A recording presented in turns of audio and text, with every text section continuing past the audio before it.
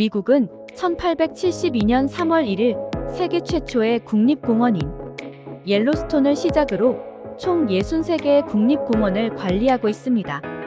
미국의 국립공원은 매년 전 세계에서 수백만 명의 사람들이 찾는 여행지입니다.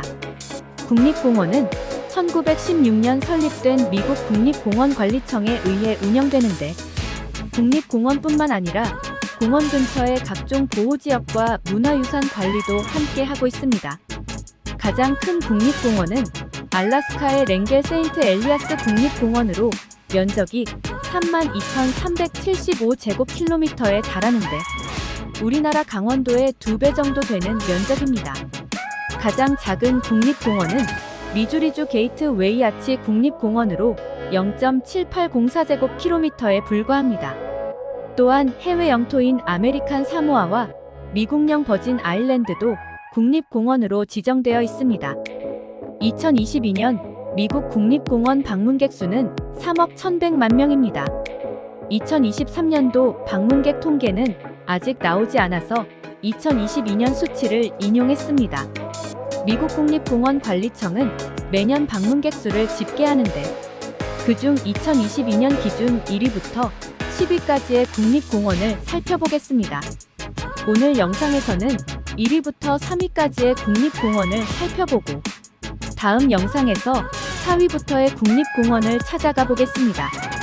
가장 많은 방문객이 다녀간 국립공원은 그레이트 스모키 산맥 국립공원으로 1,000만 명 이상의 인원이 방문하였습니다. 테네시 스모키 마운틴 국립공원으로 불리기도 하는데, 우리나라 여행객들에게는 상대적으로 덜 알려진 국립공원입니다. 1934년 22번째로 지정된 그레이트 스모키 산맥 국립공원은 미국의 여러 주를 지나는 에팔레치아 산맥의 일부입니다. 산악지대와 원시림이 유명합니다. 가장 높은 지점은 클링맨스 돔으로 해발 2,025m입니다. 관광객들이 가장 많이 방문하는 곳은 카데스 코브로 1977년 국립사적지로 지정된 역사지구입니다. 19세기 산악지역의 건축물들이 잘 보존되어 있을 뿐만 아니라 그레고리 동굴과 물 케이브 같은 석회 동굴도 많이 있습니다. 가을에는 단풍이 매우 아름다워 많은 관광객들이 몰려들고 있습니다. 가장 더운 시기인 7월에도 평균 기온이 14도에서 24도 정도로 여행하기에 아주 좋은 날씨입니다. 우리나라에서는 아틀란타를 통해서 방문하는 것이 가장 빠른데, 아틀란타에서도 약 400km로 자동차로는 4시간 정도 소요됩니다. 두 번째로 많은 방문객들이 다녀간 국립공원은 그랜드 캐니언 국립공원으로 약 470만 명이 방문했습니다. 그랜드 캐니언은 가장 거대하고 원시적이고 아름다운 자연 그 자체인데, 그 규모만으로도 입이 딱 벌어집니다. 협곡의 길이 445km, 깊이 1.7km, 너비는 29km에 이르고 있으며 면적은 제주도의 약 3배 정도가 됩니다. 매년 500만 명 내외의 관광객이 찾는 그랜드 캐니언은 세계에서 가장 인기 있는 자연 명소 중 하나입니다. 그랜드 캐니언을 찾은 사람들은 정교하고 컬러풀한 협곡 풍경에 감탄을 금치 못합니다. 그곳에서 가장 기억에 남는 경험은 일출과 일몰을 보는 것인데, 일출과 일몰 시 암석 위로 쏟아지는 빛과 그림자의 변화무쌍함이 하나의 예술작품을 만들어냅니다. 그랜드 캐니언 국립공원은 공원 밖은 물론 그 내부에도 수많은 숙박시설이 있으며 다양한 활동을 즐길 수 있습니다.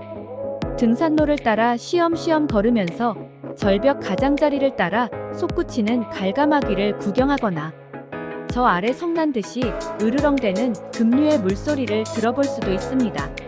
노새 타기 체험도 할 수 있습니다. 그 중에서도 가장 잊지 못할 경험은 유리로 바닥을 깐 스카이워크를 걷는 것일 것입니다. 후알파이족 인디언들이 자신들의 보호거주 구역에서 운영하고 있으며 말발굽 모양의 스틸 프레임에 유리를 끼워 21m 공중에 설치해 놓아 심장이 약한 사람은 절대 도전하면 안 되는 경험입니다. 협곡을 흐르는 콜로라도강에 의해 사우스림과 노스림으로 구분되는데, 남쪽은 다시 웨스트림과 이스트림으로 나뉘어집니다. 사우스림 지역은 해발 평균 2100m로 1년 내내 개방되지만 노스림 지역은 2400m로 매년 11월부터 5월 중순까지 폐쇄됩니다. 방문하기에 가장 좋은 계절은 봄과 가을입니다. 방문객들이 가장 많이 찾는 사우스림 기준으로 가장 추운 달인 12월의 최저 기온은 영하까지 떨어지며 가장 더운 달인 7월은 15도에서 32도 정도입니다. 우리나라에서는 라스베가스나 로스앤젤레스를 통해 방문하며 라스베이가스 기준 약 450km로 자동차로는 4시간에서 5시간 정도 소요됩니다. 세 번째로 많은 방문객이 다녀간 국립공원은 자이언 국립공원입니다. 약 469만 명이 방문하였는데 유타주의 남서부이자 애리조나주와의 경계 부근에 위치하고 있으며 길이 24km, 깊이 800m, 전체 면적은 약 579제곱킬로미터입니다. 콜로라도 고원과 그레이트 베이슨, 모하비 사막이 교차하는 지점이기도 합니다. 자이언 캐니언은 그랜드 캐니언, 브라이스 캐니언과 함께 미국 서부의 3대 협곡 중 하나입니다. 콜로라도 강의 지류인 버진강이 자이언 캐니언을 통과하여 흐르고 있습니다. 이곳에서 가장 높은 봉우리인 호스렌치산 정상의 해발 고도는 2660m입니다. 독특한 지질적 특성 및 생물 분포대가 형성되어 있고 다양한 암석들이 모여 있으며 척박한 외관과는 달리 지역에 따라서는 식물이 무성하게 자라기도 합니다. 사막, 숲, 침엽수림 등 다양한 생태 환경으로 이루어져 있어 여러 종류의 동식물들을 볼 수 있습니다. 사막 지역에서는 세이지브러시, 부채선인장, 흰동말풀 등을 볼 수 있으며 해발 고도 1200m에서 1700m까지의 서늘한 지역에서는 피년 소나무와 노간주나무 등이 자라고 있습니다. 공원 내 대표적인 명소로는 자이언 네로우즈, 엔젤스 랜딩, 그레이트 화이트 스론 등이 있습니다. 자이언 네로우즈 지역은 자이언 캐니언 사이로 버진강이 흐르는 좁은 수로로서 전체 길이 약 26km이며 강수량이 적은 시기에는 이 수로를 따라 암벽 사이로 트레킹이 가능합니다. 계절과 구간에 따라 물의 깊이가 달라 일부 장소에서는 수영을 즐길 수 있습니다. 봄철에는 겨울에 내린 눈이 녹아 강의 수심이 높아지기 때문에 출입을 제한하기도 합니다.